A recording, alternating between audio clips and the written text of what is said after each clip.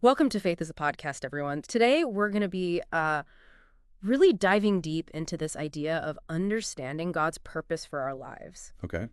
And I think what's so fascinating about this particular message is how it connects back to Jesus and his just unwavering commitment to fulfilling what was written about him in prophecy. Yeah, that's a really powerful place to start. You know, when you look at the source material, it really emphasizes how intentional Jesus was about his life Right. and every single step he took. Yeah. And I think one of the most striking examples is his baptism by John the Baptist, right? Right. Yeah. John, as we know, he fully recognized Jesus's spiritual authority. I Mm. mean, he even initially questioned whether he was even worthy to baptize Jesus. Yeah. Yeah. But Jesus insisted on it, not because he needed any kind of cleansing, Yeah. but because he wanted to make absolutely sure that he wasn't missing a single part of God's plan for him. And it really makes you think about the value that Jesus placed on aligning himself perfectly with God's will, even when it didn't necessarily make sense, right? This wasn't just about fulfilling these big epic prophecies. It was about embracing every single detail of what God had in store for him. Exactly. And I think that's what makes this so relevant to us today, right? This meticulous pursuit of purpose wasn't just some isolated thing about Jesus. It's directly tied to the incredible gift of salvation that he offers us. Right, yeah. Just as Jesus willingly embraced every step of his destiny, culminating in the cross, that ultimate sacrifice was the very act that fulfilled God's plan for redeeming humanity. Wow. So his dedication to his own purpose paved the way for us to discover and live out our own. That's exactly right. And this source material, it brings up a powerful image that I love. God sustains us in our missions in life, just as he sustained Jesus. Right, yeah. Think about something as basic as breathing. We don't even think about it, right? It's just this automatic thing. Right. But the speaker, he actually uses the example of the intensive care unit. You know, in a hospital, oxygen can cost thousands of dollars a day. To illustrate this point, he's saying that God is constantly investing in our very lives. Every breath we take is a testament to that ongoing commitment and his hope for what we will accomplish. Yeah, that really puts things in perspective. And it makes you think about what you were saying about this idea that each of us has something written about us, so to speak, in God's books, his unique intentions and plans for our lives. Right. And what I find fascinating here is that the source suggests that without understanding this, we risk misdirecting our energy and talents. Yeah. We can have all this potential, all these gifts, but if we don't understand how God intends for them to be used, we might end up squandering them on things that aren't truly fulfilling. It's like having a beautifully crafted tool but not knowing what it's for. It might look impressive, but it's not going to fulfill its potential. So recognizing our intended path, that's not just a good idea. It's absolutely essential for living a truly meaningful life, right? Absolutely. And you know what's interesting? The source suggests that when we are aligned with that intended path, there's this deep internal confirmation.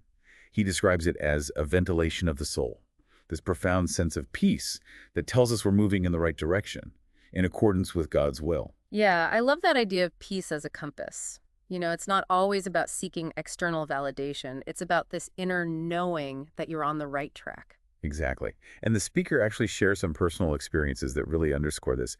He talks about times where he chose to follow what he believed was God's specific direction for him, even when it meant going against the advice of people he really respected. Like what? Well, he mentions this one instance where a university lecturer, someone he looked up to, tried to dissuade him from preaching, but he felt this deep inner calling, and he knew he had to stay true to it. Wow. It takes real courage to stand firm in what you believe is God's call for you, especially when people who care about you, people you respect, they see things differently and offer what seem like perfectly logical reasons to take a different path. It does.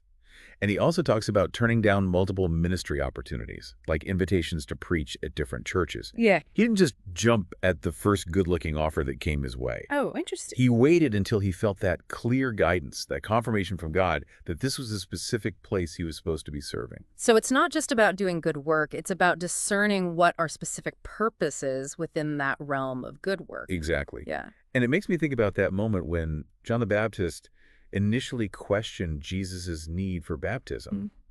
You know, even someone as deeply spiritual as John the Baptist could, in a specific moment, not fully grasp the entirety of God's plan. Yeah. So it's a reminder that even those who love us and support us, they might not always understand our path. Right. And I think that's where that idea of fulfilling all righteousness, which is something else the passage touches on, really comes into play. When Jesus said he came to fulfill all righteousness, he wasn't talking about a partial effort. Yeah. He was talking about complete and total dedication to every single aspect of God's will for his life, even when it was challenging or when people didn't understand. So reflecting on everything we've talked about today, that parallel with Jesus' life is so clear.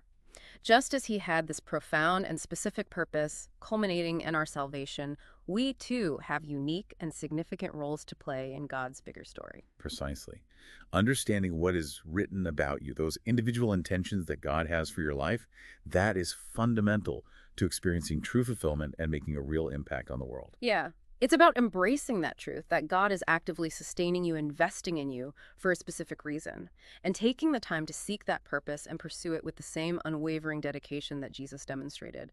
That's where we find that deep peace, that ventilation of the soul that we talked about. And it makes me wonder, if Jesus, knowing full well who he was, his divine nature, was so committed to understanding and fulfilling God's plan for his life, how much more should we, the recipients of his incredible sacrifice, seek to understand and live out the unique purpose that he has for each of us?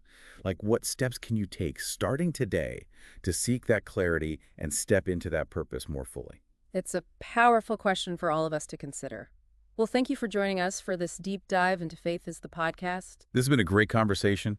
It's a good reminder that our lives aren't just random. We're part of a much larger divine design. Absolutely. And a quick thank you to Business Referred for sponsoring this deep dive. For local business advertising opportunities, you can reach out to them at info@businessreferred.com. I encourage everyone listening to really reflect on how understanding your purpose can shift your whole perspective on your daily life, your decisions, everything. Thank you for listening to Faith is the Podcast. We'll see you next